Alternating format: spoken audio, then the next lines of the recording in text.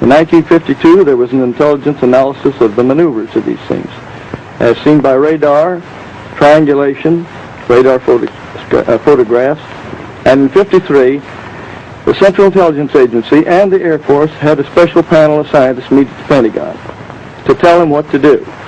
And after they got through, this group said, you don't have proof that these things exist, not scientific proof, but you have a very strong circumstantial case. We suggest you quadruple the investigation, set up special observation posts, in the meantime, release everything you've got to the American people. Now, you've got 4 documents there that they've been sitting on all this time. Now, and they have been spending a lot of money investigating flying saucers. If they don't exist, why the money? Why do the intelligence teams rush out every time there's a sighting? Now then, you have mentioned 4 documents that you claim exist. We've heard in the past that you have claimed that these documents existed. We've seen your literature in which you talk about the existence of those documents. So we spoke with the Air Technical Intelligence Center at the Pentagon earlier this week, and this is what we were told officially by them. 3 of the 4 documents Major Keyhoe refers to simply do not exist.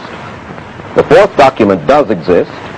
You can have a copy of it, Mr. Wallace, and you can see that it doesn't say what Major Keyhoe claims it says. We have a copy of it, and I quote to you from the copy. The Air Force document says just this. The panel recommends that the national security agencies take immediate steps to strip the UFOs of the special status they have been given and the aura of mystery they have unfortunately acquired.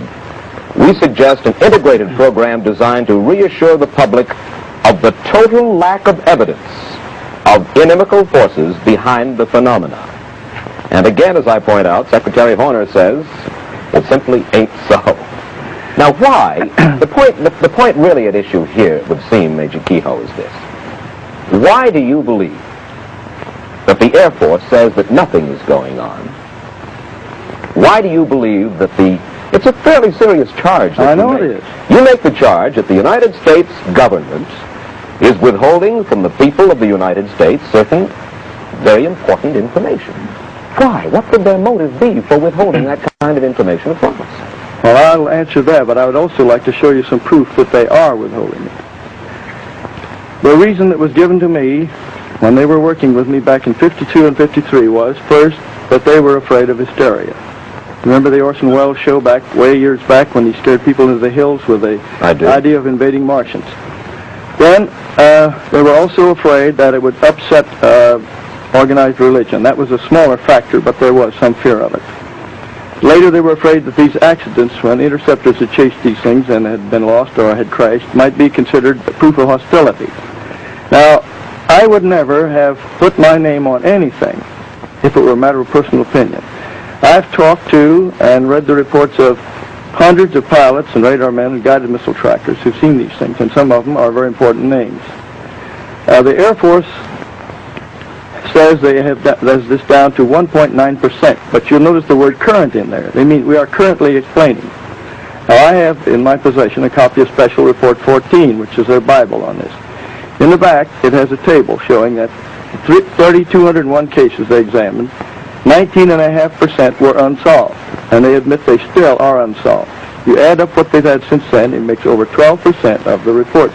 And those are mostly from the best possible sources. Well, now, wait just a second. I'll use your figures. The Department of Defense released an official bulletin on November 5th, 1957, saying that from June of 55 to June of 57, a 2-year period, just a fraction over 2% of all investigated unidentified flying objects had to be listed as unknown. 2%. So that's your 1.9. What was the period again? 55 to 57. The rest were determined to have been balloons, airplanes, hoaxes, and a category about 12% called insufficient information, which means that the report was so flimsy that there was simply nothing to check on. I must confess that they've certainly shown me no classified material, but they have opened their files quite willingly to us in our preparation for this program tonight. And they've given us very convincing evidence, Major Keyhoe, that it is largely, I shouldn't say largely, I'll say 99 and 44/100% a hoax. Now, you mentioned... A hoax?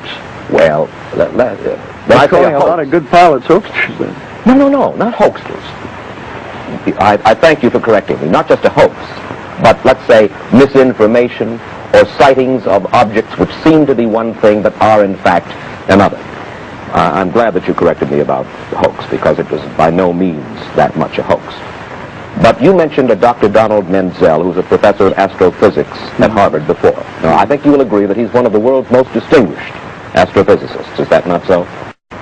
I think there are others who are equally capable, but who do not agree with him. He is one of the world's most distinguished astrophysicists, though I think we can agree on that. In any case, he stresses, you see, that pilots are not expert observers, that they, as well as others, can see flying saucers when it's only, to quote him, the wrapper off somebody's lunch blowing around in the air, end quote.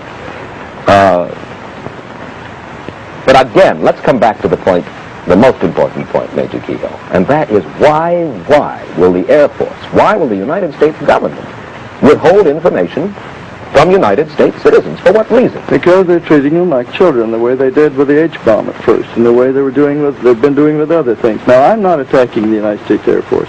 I'm attacking a small group in there that has been persistently keeping this from the public, just as they've kept other things. For a long time, you couldn't even mention the idea that we could be hit by missiles from submarines from the Gulf and from both coasts very easily. I knew that years and years ago and tried to get it out, and at the time was discouraged about it. Now, you mentioned this denial of these documents. Now, I'd like to tell you something that happened on the Armstrong Circle Theater. I had requested that those points be in the script, and I was discouraged from it at first by their writer. Then later, some of our Board of Governors insisted that we have those points included. So I said, either I don't go on, or we have those in there. So I said, all right. So the script was completely rewritten.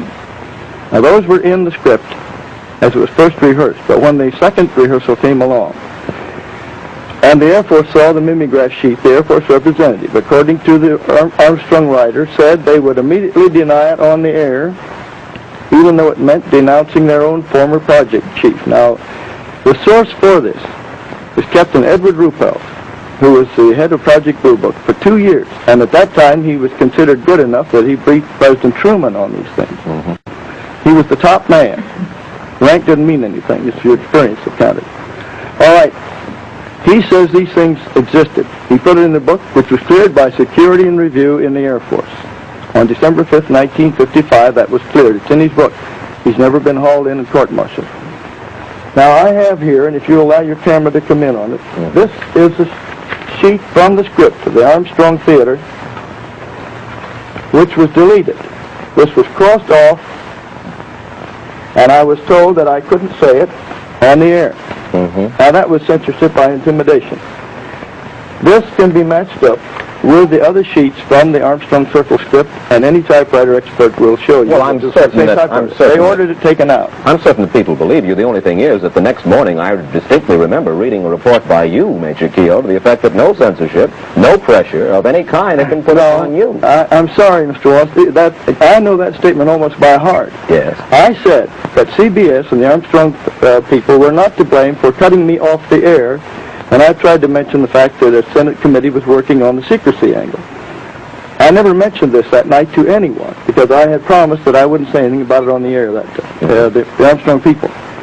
It was taken out, and I will do this.